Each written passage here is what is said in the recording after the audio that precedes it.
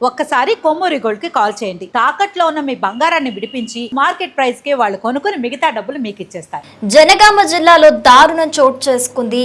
భర్త ఎఫ్ఐఆర్ గురించి భార్య నిలదీసినందుకు చాలా కర్కశంగా ప్రవర్తించి భార్య కాళ్ళు చేతులు కూడా విరిచేసి ఇంట్లోని 2 పిల్లల్ని తీసుకొని పరారైపోయాడు భర్త. సో అసలు ఏం జరిగింది అని అంటే, జనగామ జిల్లాలోని ఓబుల కేశవపురం గ్రామంలో మనకి మహేందర్ రెడ్డి, మాధవి అనే 2 దంపతులు ఉన్నారు. వాళ్ళకి 2 పిల్లలు ఉన్నారు. అయితే మహేందర్ రెడ్డి కొన్ని రోజులు కూడా ఒక ఎఫ్ఐఆర్ రన్ చేస్తూ ఉన్నాడు. ఆ ఎఫ్ఐఆర్ గురించి మాధవికి అనుమానాలు వ్యక్తమవుతూ ఉన్నాయి.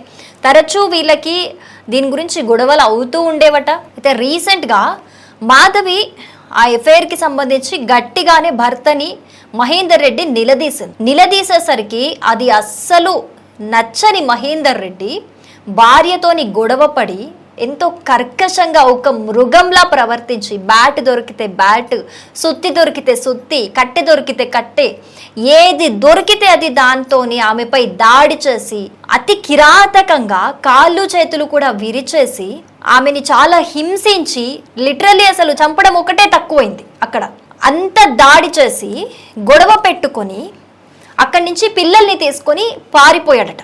సో దీనికి సంబంధించి మాధవి జనగామ పోలీసులను అయితే ఆశ్రయించారు. నాకు ఏ విధంగా అయినా సరే న్యాయం జరగాలి సార్ అని చెప్పేసి వేడుకుంటున్న పరిస్థితి అయితే కనిపిస్తోంది. అయితే మనం ఇక్కడ ఒక విషయాన్ని గమనించాలి.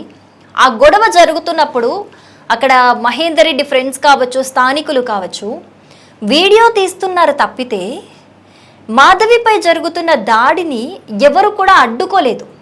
చూడండి, అసలు ఈ రోజుల్లో మానవత్వం బతికే ఉందా అనిపిస్తోంది. ఒక గొడవ జరుగుతుంటే, ఇప్పుడు మన పరిసర ప్రాంతాల్లోనే ఒక గొడవ జరుగుతుంది అనుకుందాం. వైఫ్ అండ్ హస్బెండ్ సరే, భార్యాభర్తలు కొట్టుకుంటారు, గొడవ పడతారు, వాళ్ళ మధ్యలో ఎవరు దూరకూడదని పెద్దలు చెప్తుంటారు, మాట్లాడతారు సరే. కానీ మరి ఒక మనిషిని చంపే ప్రయత్నం చేస్తుంటే, చంపడం ఒక్కటే తక్కువైంది, అంత హింసకు గురి చేస్తుంటే ఆపకుండా ఉండడం కూడా ఒక మానవత్వమా? ఎటెళ్ళిపోతుంది ఈ సమాజం? ఆపాలి కదా. వీడియోలు తీయడం ఏంటి? మాధవి అనే భార్య కాళ్ళు చేతులు విరిచేసి అక్కడ పడిపోతే ఏడుస్తూ అన్కాన్షియస్ అయి పడిపోతే ఆ చుట్టుపక్కల ఎవరో నేబర్స్ వచ్చి హెల్ప్ చేసి హాస్పిటల్కి తీసుకెళ్లారు. అసలు ఎంత ఘోరంగా ఉందంటే పరిస్థితి. ఒక సమాజంలో భార్యాభర్తలు అందరికీ కనిపించే విధంగానే భార్యని హింస గురి చేస్తుంటే కూడా పట్టించుకొని జనాల మధ్య బతుకుతున్నాం మనం. అంటే కళ్ళ ముందే ప్రాణం పోతున్నా వీడియోలు తీస్తారు తప్పితే ఎవరు కూడా చేరదీసి అడ్డుకునే ప్రయత్నం అయితే చెయ్యరు. ఇక్కడ ఇంకొక ప్రశ్న ఉత్పన్నమవుతుంది. అదేంటంటే, 2 పిల్లల్ని తీసుకొని మహేందర్ రెడ్డి పరారయ్యాడు. ఆల్రెడీ కొన్ని రోజుల నుంచి ఎఫ్ఐఆర్ రన్ చేస్తూ భార్యని మోసం చేస్తూ ఉన్నాడు. ఇలాంటి ఒక మోసగాడు ప్రశ్నించినందుకు భార్యనే చంపాలనుకునే ఒక రాక్షసుడు 2 పిల్లల్ని తీసుకొని పరారయ్యాడంటే అసలు ఆ పిల్లల పరిస్థితి ఏంటి? భార్యతో ఇలా ప్రవర్తించాడంటే పిల్లల్ని ఏ విధంగా చూసుకోగలుగుతాడు? రేపు పిల్లల పరిస్థితి ఏంటి?